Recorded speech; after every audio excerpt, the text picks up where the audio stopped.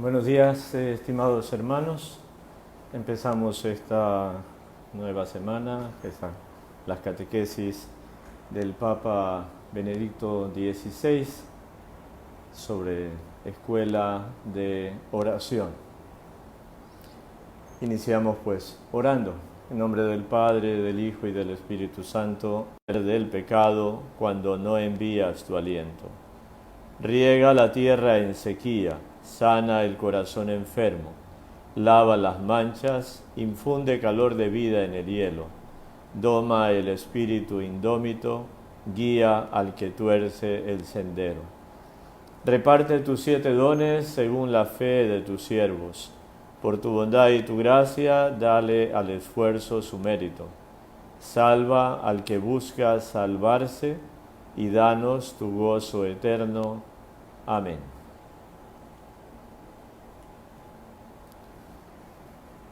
Bien, entonces procedemos hoy el tema de estas catequesis, el pueblo de Dios que reza, los salmos. Queridos hermanos y hermanas, en las catequesis anteriores nos centramos en algunas figuras del Antiguo Testamento, particularmente significativas para nuestra reflexión sobre la oración. Hablé de Abraham, que intercede por las ciudades extranjeras, de Jacob, que en la lucha nocturna recibe la bendición, de Moisés, que invoca el perdón para su pueblo, y de Elías, que reza por la conversión de Israel. Con la catequesis de hoy quiero iniciar una nueva etapa del camino. En vez de comentar episodios particulares de personajes en oración, entraremos en el libro de oración por excelencia, el libro de los Salmos. Entonces hasta ahora se vio...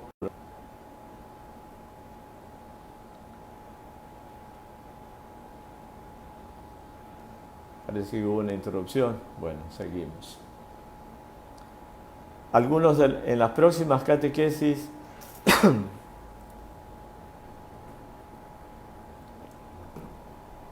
leeremos y meditaremos algunos de los salmos más bellos y más arraigados en la tradición.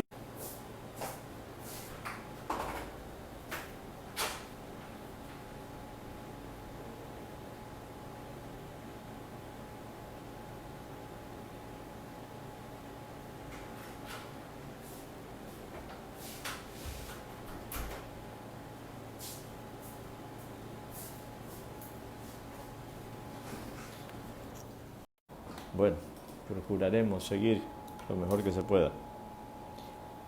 Entonces decía que el Papa va a tratar ahora de los libros de los Salmos en su conjunto.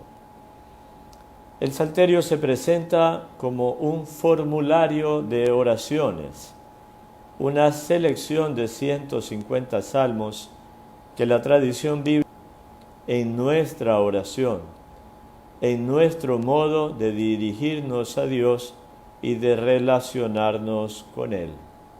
Entonces la oración es este encuentro con Dios, este diálogo con Dios, y Dios mismo ha querido ayudarnos en la revelación bíblica, en la Sagrada Escritura en concreto, dándonos este formulario, como un libro de oraciones, donde aprendemos a orar, aprendemos para que se convierta en nuestro modo de dirigirnos a Dios, de relacionarnos con Él, y toda la gama de sentimientos que acompañan la existencia del hombre. Entonces es un libro que tiene una riqueza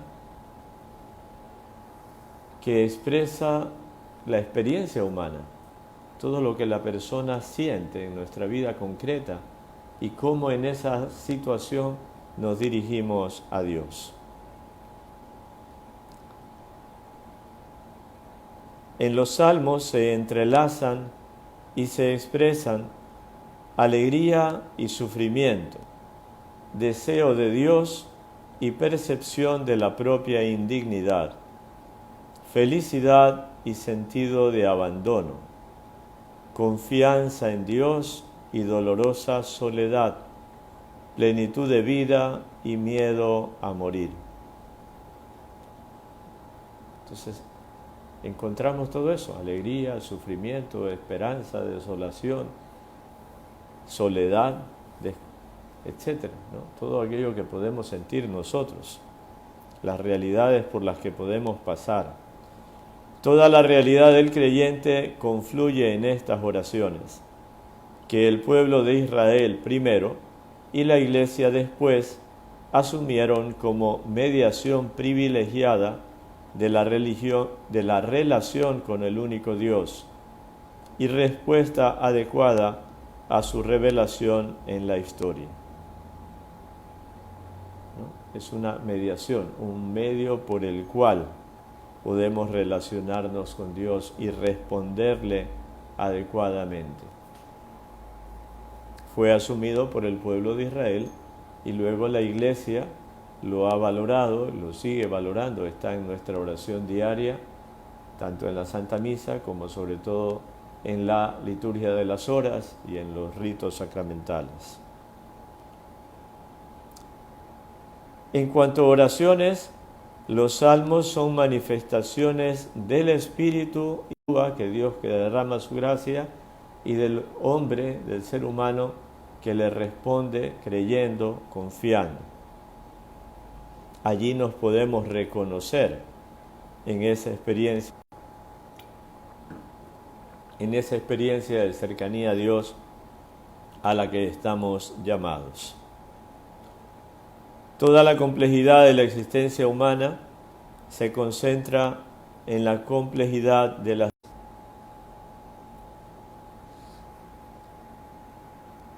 salmos penitenciales y otros géneros que se pueden encontrar en estas composiciones poéticas.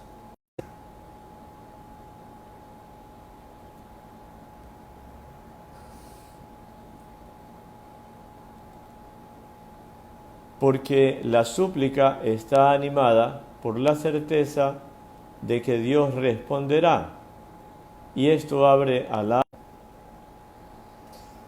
Está desastroso hoy el internet. La súplica, la alabanza y la acción de gracias surgen de la experiencia de una salvación recibida, que supone una necesidad de ayuda expresada en la súplica. Si así doy gracias y si alabo a Dios es porque he recibido sus beneficios, he sido salvado. En la súplica, el que ora, o como en los salmos penitenciales, confiesa su culpa, su pecado, pidiendo ser perdonado. El que suplica es porque se siente débil, limitado, imperfecto, que no puede resolver su problema o que reconoce sus pecados y pide perdón. Expone al Señor su estado de necesidad, confiando en ser escuchado.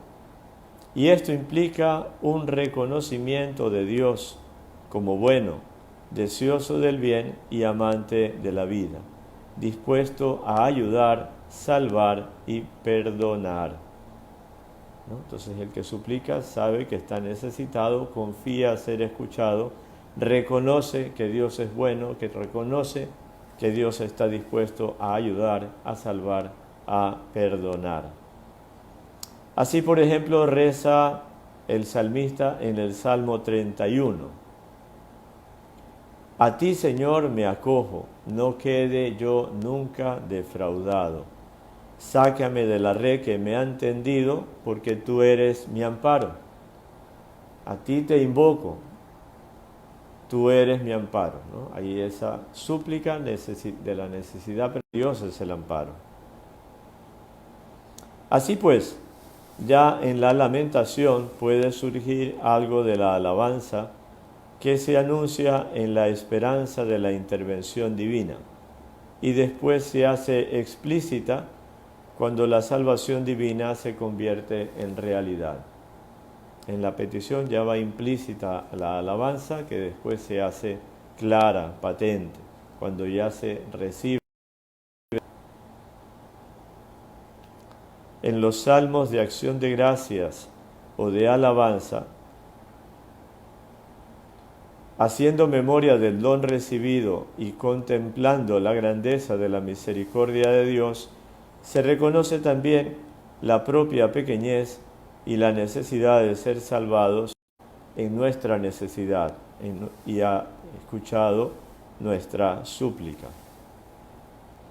Así se confiesa a Dios la propia condición de criatura. Se confiesa la propia condición de criatura. No somos Dios, no somos todopoderosos, no somos perfectos, no lo sabemos todo. Reconocemos esa condición, pero portadores de un deseo radical de vida, es decir, no caemos en el pesimismo, en la desesperación, en la angustia, ¿no? Hay ciertos filósofos, un poco del siglo pasado, que caían en esta angustia, en esta desesperación. Si no hay Dios, pues nada tiene sentido. El salmista exclama en el Salmo 86, «Te alabaré de todo corazón, Dios mío, daré gloria a tu nombre por siempre, por tu grande piedad para conmigo, porque me salvaste del abismo profundo». Entonces hay una alabanza, acción de gracias, porque me sacaste de mi miseria, me salvaste del abismo profundo. De este modo, en la oración de los salmos, la súplica y la alabanza se entrelazan y se funden en un único canto, que celebra la gracia eterna del Señor, que se inclina hacia nuestra fragilidad. Entonces se entrelazan estas dos realidades. Precisamente para permitir al pueblo de los creyentes unirse a este canto, el libro del Salterio fue dado a Israel y a la Iglesia. Los salmos, de hecho, enseñan a orar. Se ha conservado la tradición bíblica de los salmos en el Antiguo Testamento en el pueblo de Israel. Se ha conservado en la Iglesia dado su gran valor. Los salmos enseñan a orar. Señor, enséñanos a orar. Ahí tenemos un modelo. Jesús los usaba. En ellos, la palabra de Dios se convierte en palabra de oración. Toda la Biblia es palabra de Dios, pero aquí hay una palabra de Dios que es para orar, algo que Dios ha dicho para orar. Son las palabras del salmista inspirado. La palabra de Dios se convierte en palabra de oración, que se convierte también en palabra del orante. Lo que Dios ha dicho, inspirando al escritor sagrado, al salmista, se convierte en palabras nuestras, en palabras del que está orando. Palabra del orante que reza los salmos. Es esta la belleza y la particularidad de este libro bíblico. Las oraciones contenidas en él, a diferencia de otras oraciones que encontramos en la Sagrada Escritura, no se insertan en una trama narrativa. En otros libros de la Biblia encontramos también oraciones, pero todas esas oraciones están en un contexto de algo que está pasando, de una necesidad, de un problema, ¿no? En los salmos pues no es así. La oración, como que me dan un libro de novelas y entonces pues es para leer una novela, un libro de poesías y es para leer poesías. No me dice en qué momento el poeta dijo esa poesía.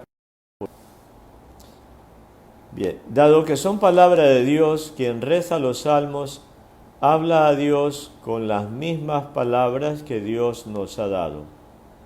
Se dirige a Él con las palabras que Él mismo nos da. Es la oración sublime.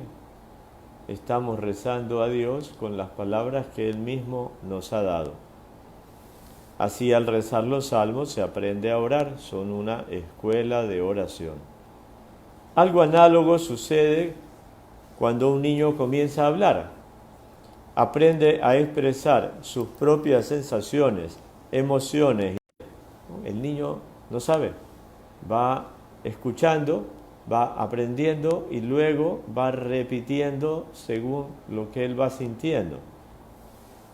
Lo que el niño quiere expresar es su propia vivencia, pero el medio expresivo es de otros, es el lenguaje de otros que él va acogiendo. Y él poco a poco se apropia de ese medio.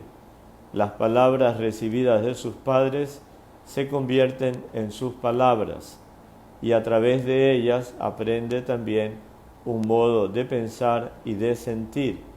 Accede a todo un mundo de conceptos y crece en él. Se relaciona con la realidad, con los hombres y con Dios. Es decir, de lo que los demás dicen, él va captando y va aprendiendo después a decir y a pensar, a tener los conceptos de la realidad. La lengua de sus padres se convierte entonces en su lengua. Habla con palabras recibidas de otros que ya se han convertido en sus palabras. Es decir, cada niño no inventa un nuevo lenguaje, un nuevo idioma. Si los papás hablan alemán, el niño va a escuchar esas palabras y va a entender los conceptos en alemán y le van a decir botella y el niño va a entender botella en alemán. Lo mismo sucede con la oración de los salmos. Se nos dan para que aprendamos a dirigirnos a Dios, a comunicarnos con Él, a hablarle de nosotros con sus palabras, a encontrar un lenguaje para el encuentro con Dios. Dios nos da las palabras, los conceptos, los modos, las maneras para que nos relacionemos con Él. Y a través de esas palabras será posible también conocer y acoger los criterios de su actuar, acercarse más en la fe y en el amor. Aprendemos los criterios de Dios, los criterios de su actuar, por qué Dios actúa así, acercarnos al misterio de sus pensamientos y de sus caminos, para crecer cada vez más en la fe y en el amor, como Él. San Pablo dice en una de sus cartas a los cristianos, les dice a los cristianos, porque, es decir, ponernos en la mentalidad de Dios y no en la mundana egoísta. Como nuestras palabras no son solo palabras, sino que nos enseñan un mundo real y conceptual, así también estas oraciones nos enseñan el corazón de Dios, por lo que no solo podemos hablar con Dios, sino que también podemos, y entonces también aprendemos aprendiendo a conocer quién es Dios, aprendemos también quién somos nosotros. ¿Qué somos nosotros? A este respecto es significativo el título que la tradición judía ha dado al salterio completo, a los 150 salmos. Se llama Tehilim, un término hebreo que quiere decir alabanzas, de la raíz verbal que encontramos en la expresión aleluya, es decir, literalmente, alabad al Señor, alaben al Señor. Eso significa aleluya cuando lo cantamos, sobre todo ahora en el tiempo de Pascua. Y el libro de los Salmos, el conjunto, se llama Tehilim, que quiere decir alabanzas. Este libro de oraciones, por tanto, aunque es multiforme y complejo con sus diversos géneros literarios y con su articulación entre alabanza y súplica, es en definitiva un libro de alabanzas. O sea, Viendo los 150 salmos hay una gran variedad, hay súplicas angustiosas, pero todo en el fondo es alabanza a Dios. Es un libro de alabanzas que enseña a dar gracias, a celebrar la grandeza del don de Dios, a reconocer la belleza de sus obras y a glorificar su santo nombre. Ante Dios, pues no queda más que reconocer su grandeza. Señor Dios nuestro, qué admirable es tu nombre en toda la tierra. Salmo 8. Qué admirable es tu ser que se manifiesta en la belleza, en la grandeza, en lo minúsculo, en lo perfecto de la creación. Qué admirable, Señor, es tu amor, tu grandeza, tu misericordia manifestados en la historia de nuestra salvación. Entonces se nos enseña a dar gracias, a celebrar la grandeza de Dios. Esta es la respuesta más adecuada ante la manifestación del Señor y la experiencia de su bondad. Esta es la respuesta más adecuada. Aunque es una analogía, cuando existían reyes, pues los súbditos siempre tenían que entrar con un sentido de mucho respeto, de veneración, de reconocimiento de la soberanía, de la grandeza del rey. Luego podían hacer alguna petición o, bueno, esta es la respuesta adecuada. Enseñándonos a rezar, los salmos nos enseñan que también en la desolación, también en el dolor, la presencia de Dios permanece. Es fuente de maravilla y de consuelo. En la desolación, en el dolor, ahí está Dios. Sin Él no pudiéramos, no existiríamos ni un segundo más, no aguantaríamos ni una picadura de avispa. Se puede llorar, suplicar, interceder, lamentarse, pero con la conciencia de que estamos caminando hacia la luz, donde la alabanza podrá ser definitiva. Es bueno saber esto, hermanos, porque el Nuevo Testamento, por ejemplo, nos habla de la alegría. San Pablo dice, alégrense en el Señor, se lo repito, alégrense. Evangelio significa noticia grande, alegre, maravillosa, ¿verdad? Hay esa frase, creo que es de San Juan Bosco, un cristiano, un santo triste es un triste santo, o sea, el cristiano tiene que ser alegre. Pero somos humanos y hay situaciones difíciles. En nuestra vida entra el dolor. En el fondo de esa alegría cristiana, pues se dan todas las circunstancias. Y dice el Papa entonces, se puede llorar, suplicar, interceder, lamentarse, pero con la conciencia de que estamos caminando hacia la luz, donde la alabanza podrá ser definitiva. Así enseña el Salmo 36, versículo 10. En ti está la fuente de la vida y tu luz nos hace ver la luz. En ti está la fuente de la vida, tu luz nos hace ver la luz. Pero además de este título general del libro, la tradición judía ha puesto en muchos salmos títulos específicos, atribuyéndolos en su gran mayoría al rey David. Entonces, si uno va leyendo la Biblia, dice el Salmo no sé cuánto de David. Figura de notable talla humana y teológica, David es un personaje complejo que atravesó las más diversas experiencias fundamentales de la vida. Joven pastor del rebaño paterno, pasando por alternas y a veces dramáticas vicisitudes, se convierte en rey de Israel, en pastor del pueblo de Dios. Pasa por distintas circunstancias. Hombre de paz, combatió muchas guerras. Incansable y tenaz buscador de Dios, traicionó su amor. Y esto es característico. siempre buscó a Dios, aunque pecó gravemente muchas veces. Siempre buscó a Dios, aunque pecó gravemente muchas veces. Decía San Juan Pablo II en una homilía suya, que la santidad no es impecabilidad, o sea, nunca pecar. Eso solo Dios, Jesucristo por ser Dios, y la Santísima Virgen por privilegio especial.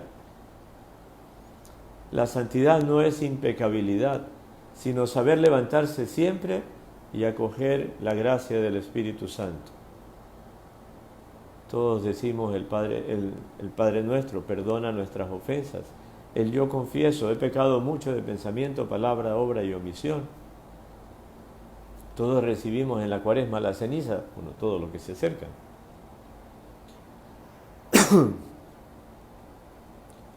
Bien, entonces, aunque pecó gravemente, siempre buscó a Dios. Humilde penitente acogió el perdón divino, incluso el castigo divino, y aceptó un destino marcado por el dolor. Fue humilde, supo reconocer, supo aceptar las consecuencias de sus actos. David fue un rey, a pesar de todas sus debilidades, según el corazón de Dios, dice el primer libro de Samuel. Un rey según el corazón de Dios. Es decir, un orante apasionado. Un hombre que sabía lo que quiere decir suplicar y alabar. Orante apasionado. Ojalá nosotros también vayamos adquiriendo esa pasión por orar, por estar con el Señor, por hablar con Él, por escucharle, por meditar. Que no veamos la oración como un compromiso, como una carga, sino como el mejor momento del día, como un gozo. La relación de los salmos con este insigne rey de Israel es por tanto importante, porque él es una figura mesiánica, ungido del Señor, en el que de algún modo se vislumbra el misterio de Cristo. Hijo de David, el profeta Natán le anunció que un descendiente suyo sería rey para siempre.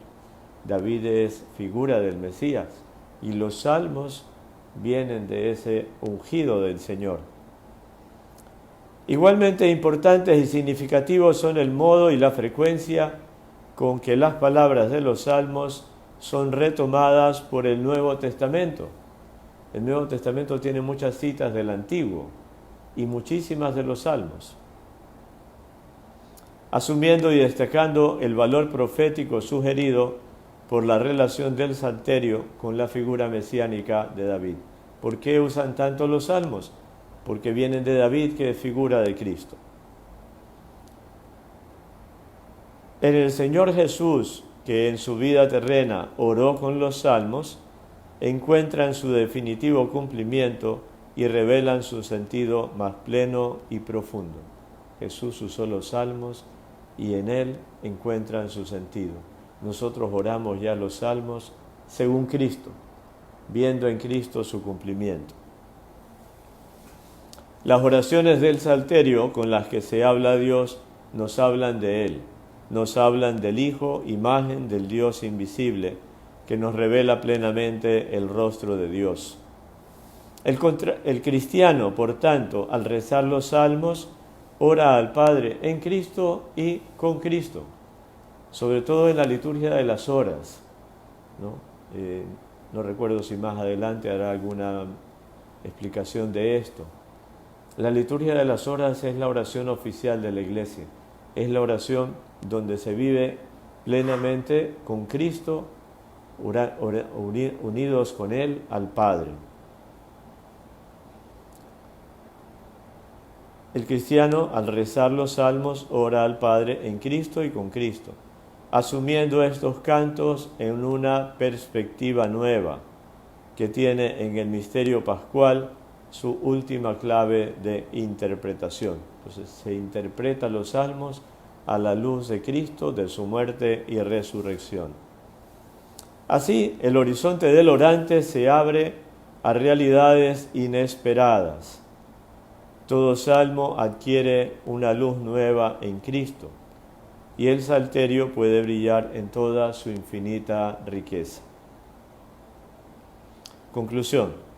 Queridos hermanos y hermanas, tomemos por tanto en nuestras manos este libro santo.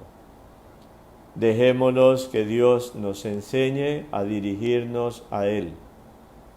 Hagamos del salterio una guía que nos ayude y nos acompañe diariamente en el camino de la oración. Usemos los salmos para orar. Hay muchos libros de oraciones buenos, recomendables. Este es inspirado por Dios. Dejemos que Dios nos enseñe a dirigirnos a Él, que sea una guía, que nos ayude, acompañe cada día. Pidamos también nosotros, como los discípulos del Señor, como los discípulos de Jesús, Señor, enséñanos a orar. Abriendo el corazón a acoger la oración del Maestro, en el que todas las oraciones llegan a su plenitud, así, siendo hijos en el Hijo, podremos hablar a Dios llamándole Padre nuestro. Es decir, en sintonía con Cristo, con el Espíritu de Cristo, con el estilo de Cristo, entonces es cuando de verdad podemos decir a Dios, Padre nuestro.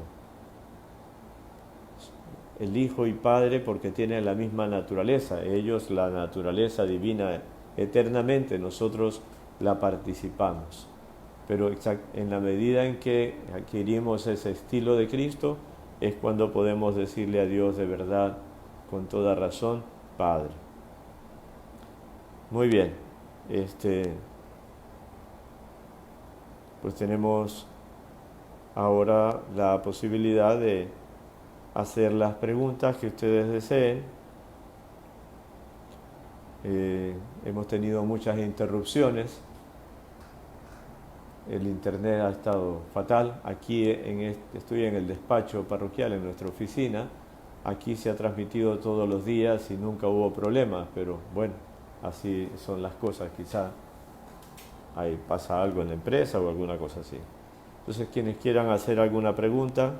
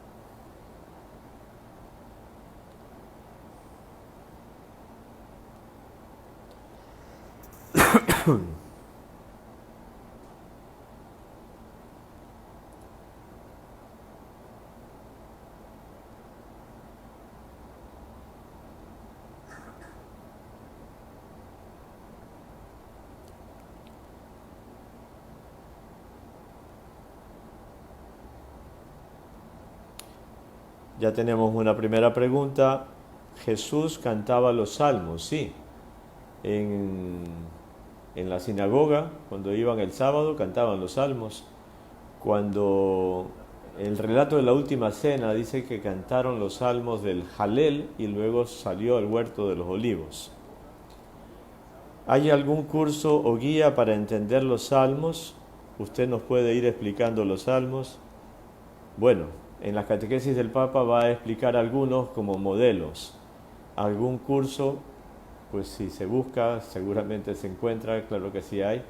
Y en las Biblias católicas suelen tener ciertas explicaciones y la introducción a los salmos, ¿no? Es bueno hacer todos los días y 3 veces por día el Salmo 90. Cada uno puede elegir los salmos que le gusten y hacerlos las veces que quiera, eso es lo que le dé la devoción a cada uno, no como una cosa mágica, sino como algo que ayuda, ¿no? El conjunto del libro de los Salmos es salterio, pero en hebreo tehilim, que significa alabanzas.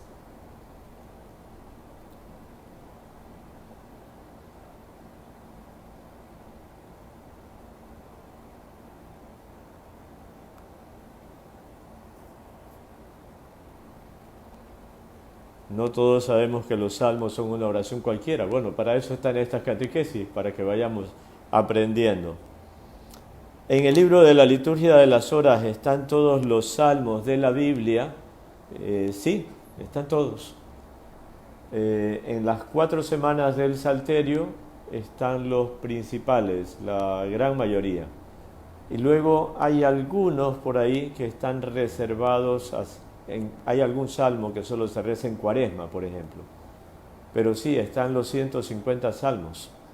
De hecho, originalmente así rezaban los monjes, simplemente con el libro de los salmos directamente. Y en el inicio rezaban los 150 salmos todos los días. Luego se rebajó a una semana, actualmente lo tenemos en 4 semanas.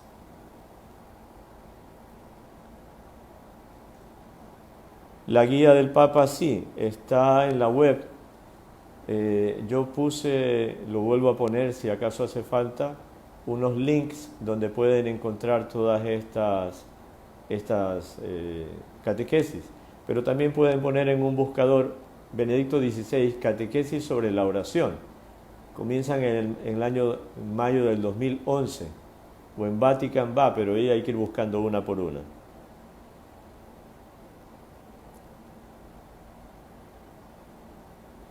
¿Cuándo se hace la liturgia de las horas en el día? ¿Cuántas veces? A ver, bueno, lo hago brevemente, ¿no? Las 2 horas principales son laudes y vísperas al comienzo del día y al final de la jornada laboral. La oración de alabanza para iniciar y luego para terminar el trabajo, ¿no? Luego tenemos horas intermedias que son breves, se llaman tercia, sexta y nona. A la mitad de la mañana, a la mitad del día y a la mitad de la tarde. Son oraciones, algún salmo o 2 salmos más breves para santificar el trabajo, el momento del día. Ahí van 5. Al final del día, ya cuando nos vamos a dormir, se reza las completas. Es la oración para acostarse a dormir. Y hay lo que actualmente se llama el oficio de lecturas, que los monjes le continúan con su nombre antiguo, que es vigilias, porque antes lo hacían a la medianoche, actualmente lo hacen a la madrugada, a las 4 o 5 de la mañana que se levantan ellos, rezan estos vigilias, que para nosotros es oficio de lecturas y que lo podemos hacer en cualquier momento del día. Es unos salmos y unas lecturas más largas, bíblicas y de algún santo padre.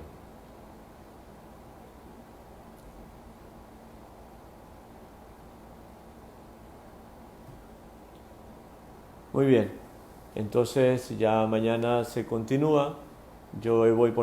Vamos poniendo cada día también para adelantar el tema del día siguiente y por si acaso, por ejemplo, hay alguna cita bíblica para que la vayan leyendo con anticipación, ¿no? Espero que estos días siguientes no vuelva a haber estas interrupciones de estos fallos de internet. Culminamos con la oración a la Virgen. Madre de la luz, Virgen de la alborada, vengo a dejarte mis sombras, mis penas y mi nada. Quiero acercarme a tu rayo que me ilumina el alma. Gracias por darme a tu Hijo sonriendo entre tus faldas. Eres tan morena, tan nuestra, tú comprendes nuestras ansias, y tus manos siempre abiertas nos cobijan, nos abrazan. Tu reflejo es el camino hacia la patria tan amada. Enséñame, Señora mía, a decir sí cada mañana. Amén. El Señor esté con ustedes. La bendición de Dios Todopoderoso, Padre, Hijo y Espíritu Santo, descienda sobre ustedes y les acompañe siempre. Amén.